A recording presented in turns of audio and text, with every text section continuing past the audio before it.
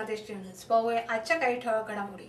कंत्राटी सफाई कामगारांचा पालिकेवर थाळीनाद मोर्चा, भाजपा स्थायी समितीसाठी साथ कोणाला देणार, मानपाड येथे गोदामांना भीषण आग, मोटारीसह 2 कुत्रे जळून खाक, पाणी टंचाईला बाष्पीभवन आणि पाण्याचा अतिवापर देणार आमंत्रण, कंत्राटी सफाई कामगारांचा पालिकेवर थाळीनाद मोर्चा। मागच्या 3 महिन्यापासून पालिकेच्या कंत्राटी आणि कर्मचाऱ्यांना पगार न मिळाल्याने नाराज आणि संतप्त झालेल्या कर्मचारी यांनी दुपारी 1 वाजताच्या सुमारास पालिकेच्या मुख्यालयात धडक मोर्चा काढीत थाळीनाद आंदोलन केले।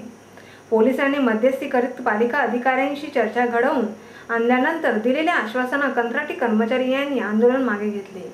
अवघ्या ठाणे शहराचा शेकडो टनाचा कचरा उचलून शहर स्वच्छ ठेवणाऱ्या कंत्राटी सफाई कर्मचाऱ्यांना 3 महिन्याचे वेतन मिळाले नाही। ठेकेदार तक्रारीची दखल घेत नाही तर पालिका प्रशासनाचे मात्र टाळाटाळ करीत असल्याच्या निषेधात सफाई कर्मचारी यांनी अधिकारी वर्गाचे लक्ष वेधण्यासाठी पालिका मुख्यालयाच्या आवारात थाळीनाद आंदोलन करून एकच खळबळ उडवली।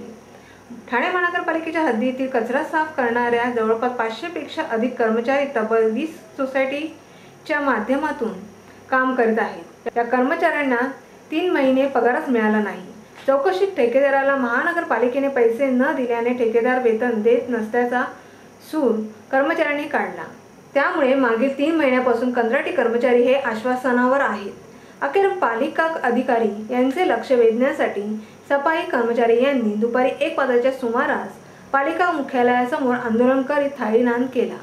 अखेर पोलिसांनी मध्यस्थी करीत पालिका अधिकारी यांच्याशी चर्चा घडवून आणली। पालिका अधिकारी यांनी कर्मचाऱ्यांना दिलेल्या आश्वासनानंतर कर्मचाऱ्यांनी आंदोलन मागे घेतले। ब्युरो रिपोर्ट जनादेश। भाजपा स्थायी समितीसाठी साथ कोणाला देणार? एक हाती सत्ता संपादित केल्यानंतर आता शिवसेनेला स्थायी समितीवर कब्जा करण्यासाठी तारेवरची कसरत करावी लागणार आहे। काँग्रेसने खो घालून राष्ट्रवादीला साथ दिल्याने शिवसेनेच्या स्थायी समिती मिळवण्याच्या मनसुब्यांना धक्का बसला आहे। त्यामुळे आता स्थायीचा चेंडू थेट भाजपच्या कोर्टात गेला आहे। परंतु परिवहनच्या वेळेस ज्या पद्धतीने भाजपच्या सदस्याने राष्ट्रवादीला टाळी दिली होती ती आता जर दिली गेली तर शिवसेनेला हा मोठा धक्का मानला जाणार आहे। त्यामुळे भाजपा आता कोणाला टाळी देणार हे पाहणे महत्त्वाचे ठरले आहे। ठाण्यात शिवसेनेने एक हाती सत्ता संपादित केली। त्यांना तब्बल 66 जागांवर यश मिळाले असून स्थायी समितीची गणिते जुळवण्यासाठी 70 नगरसेवकांचे बळ त्यांना अपेक्षित होते। त्यानुसार त्यांनी काँग्रेसचा गळ घालून आपल्याकडे वळते केले होते। परंतु 2 नगरसेवकांनी राष्ट्रवादीला पाठिंबा जाहीर केल्याने आणि 2 अपक्ष नगरसेवकांना देखील राष्ट्रवादीच्या कळपात घरोबा केल्याने शिवसेनेची स्थायीची वाट बिकट झाली आहे। एकूणच आता परिस्थिती बदलली असून शिवसेनेच्या गटात 66 नगरसेवक, राष्ट्रवादीच्या गटात पक्षाचे 34, काँग्रेसचे 2 आणि 2 अपक्ष असे 38 सदस्य झाल्यामुळे त्यांचे 5 सदस्य निवडले जातील तर 23 नगरसेवक असलेल्या भाजपाचे 3 सदस्य निवडले जातील। स्थायी समितीचे सभापती पद मिळवण्यासाठी 9 सदस्यांच्या पाठिंब्याची गरज आहे। भाजपाचे सदस्य तटस्थ राहिले किंवा त्यांनी शिवसेनेच्या उमेदवाराला पाठिंबा दिला तर तिजोरीच्या चाव्या शिवसेनेकडे जाणार आहेत। काँग्रेस आणि भाजपाने या पदासाठी आघाडी केली तर लॉटरी काढून अध्यक्ष निवडावा लागेल अशी परिस्थिती आहे। त्यामुळे भाजपाला सत्तेपासून दूर ठेवण्याच्या शिवसेनेच्या रणनीतीला धक्का बसला आहे। ब्युरो रिपोर्ट जनादेश। घेऊया एक छोटीशी विश्रांती। अहो, आपण आपलं घर स्वच्छ, सुंदर, नीटनेटकं ठेवतो ना, मग आपण आपल्या शहराच्या बाबतीत उदासीन का? आपलं शहर स्वच्छ, सुंदर आणि नीटनेटकं ठेवणं ही आपली जबाबदारी आहे, हो ना? मग उचला फोन आणि विना परवाना होर्डिंग्स, बॅनर्स कुठे दिसले तर 1800 222 108 या टोल फ्री क्रमांकावर कळवा किंवा 750 69 46 155 या भ्रमणध्वनीद्वारे आपली तक्रार नोंदवा किंवा महापालिकेने तयार केलेल्या स्टार ग्रेड ॲप्लिकेशनद्वारे आपली तक्रार नोंदवा। त्याची दखल त्वरित घेतली जाईल। लक्षात घ्या, आपला छोटासा सहभाग आपलं शहर स्वच्छ, सुंदर आणि नीटनेटकं बनवू शकतो। जसं आपलं घर तसं आपलं ठाणे शहर। बस बस रोक दो। कितने हुए भाई साहब? सर 55 रुपये। 55 रुपये? हाँ ये लीजिए। सर छुट्टे नहीं हैं। छुट्टी तो मेरे पास भी नहीं है। तो एक काम कीजिए सर, यूपीआई के किसी भी एप्लीकेशन से आप पे कर दीजिए। मेरा वर्चुअल आईडी पीछे लिखा हुआ है। अच्छा ओके ओके।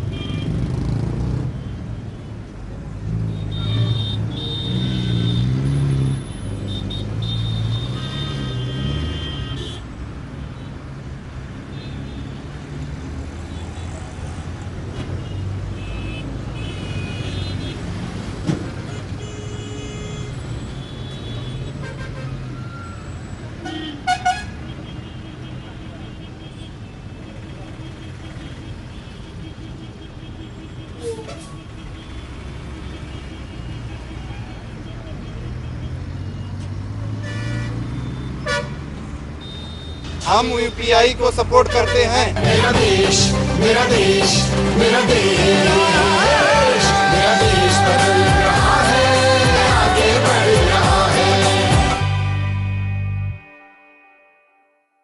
जय भगवान सभागृह हरिनिवास ठाणे लग्न मुंज आणि बर्थडे पार्टीसाठी उत्कृष्ट असं सभागृह, वातावरण यंत्रणासह 100 ते 700 व्यक्तीसाठी सुसज्ज हॉल उपलब्ध, जेवण आणि डेकोरेशनसह सजावट। एनकेडी ट्रस्टचे जय भगवान सभागृह आपल्या जीवनातील महत्त्वाच्या आठवणी जोपासण्यासाठी उत्कृष्ट सभागृह म्हणजे जय भगवान सभागृह। वाजवी दरात लग्नसराई, बर्थडे पार्टी, मुंज तसेच मीटिंगसाठी आकर्षक सवलती। बुकिंग करा जय भगवान सभागृह। पत्ता जय भगवान सभागृह हरिनिवास बस स्टॉपच्या जवळ, नौपाडा ठाणे पश्चिम। संपर्कासाठी दूरध्वनी क्रमांक 9819530674 आणि 25449234। विश्रांतीनंतर पुन्हा आपले स्वागत। पाहूया सविस्तर वृत्त। मानपाड येथे गोदामांना भीषण आग, मोटारीसह 2 कुत्रे जळून खाक। वसंत विहार हिरानंदन इस्टेट समोरील कोठारी कंपाऊंड येथील 5 गोदामांना पहाटे लागलेल्या आगीत 14 कार जळून खाक झाल्या, तर 2 पाळीव कुत्र्यांचा या आगीत बळी गेला। ठाणे अग्निशामक दलाच्या जवानांनी 2 तासाच्या अथक परिश्रमाने आगीवर नियंत्रण मिळवले। या आगीत करोडो रुपयाचे नुकसान झाले। कोठारी कंपाऊंड येथे मोठमोठी गोडाऊन आहेत।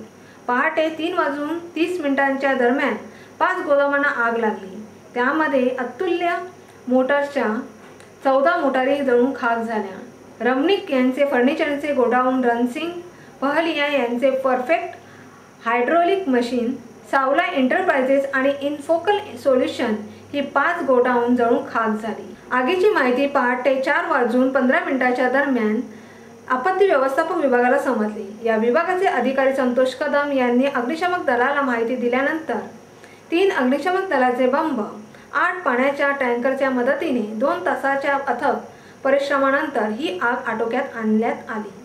ही आग कशामुळे लागली याचे कारण मात्र समजू शकले नाही। या आगीत 14 मोटारी, 2 कुत्रे, 1 बुलेट पल्सर, 1 मोटारसायकल जळून खाक झाली आहे।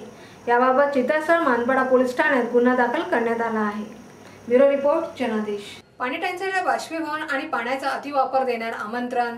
उन्हाच्या वाढत्या पाऱ्यामुळे ठाणे जिल्ह्याला पाणी पुरवठा करणाऱ्या धरणामधून 5 दिवसाचे पाणी बाष्पीभवनामुळे हवेत विरून गेले आहे। यामुळे धरणामध्ये पुरेसा पाणीसाठा असला तरी नागरिकांनी काटकसरीने पाणी वापरावे असा सल्ला तज्ज्ञ मंडळी देत आहेत। ठाणे जिल्ह्यात भातसा, आंध्रा आणि बारवी या 3 धरणांमधून प्रामुख्याने पाणी पुरवठा होत असतो। गेल्या वर्षी समाधानकारक पाऊस पडल्यामुळे यंदा पाणी कपातीचे संकट दूर झाले आहे। त्याचा परिणाम असा झाला की गेल्या वर्षीच्या तुलनेत यंदा मार्च महिन्यात 1800 दलघामी पाणी जादा वापरले गेल्याचे आकडेवरून दिसत आहे। भातसा धरण हे 2725 चौरस मीटर क्षेत्रात पसरले आहे। गेल्या वर्षी 562 दलघामी पाणी मार्चच्या पहिल्या आठवड्यात होते। पाण्याच्या यथेच्छ वापरामुळे ही पातळी 505 दलघामी एवढी खाली उतरली आहे। गेल्या वर्षी हीच आकडेवारी 465 वरून 422 दलघामी झाली होती। सुदैवाने बारवी आणि आंध्रा धरणात मात्र पातळी अशी ओसरली नाही। उल्हास नदीतून 147 दलघामीवरून क्षमता 129 दलघामी झाली आहे। सर्वसाधारणपणे तज्ज्ञांच्या मते 10% पाणी बाष्पीभवनामुळे हवेत उडून जात असते। पाण्याची पातळी ज्या झपाट्याने घटत आहे हे पाहता बाष्पीभवनाबरोबरच जादा पाण्याचा वापर पाणी टंचाईस कारणीभूत आहे। ब्युरो रिपोर्ट जनादेश। आपल्या समस्या, सूचना व अभिप्राय आमच्यापर्यंत पोहोचवण्यासाठी आमचा पत्ता।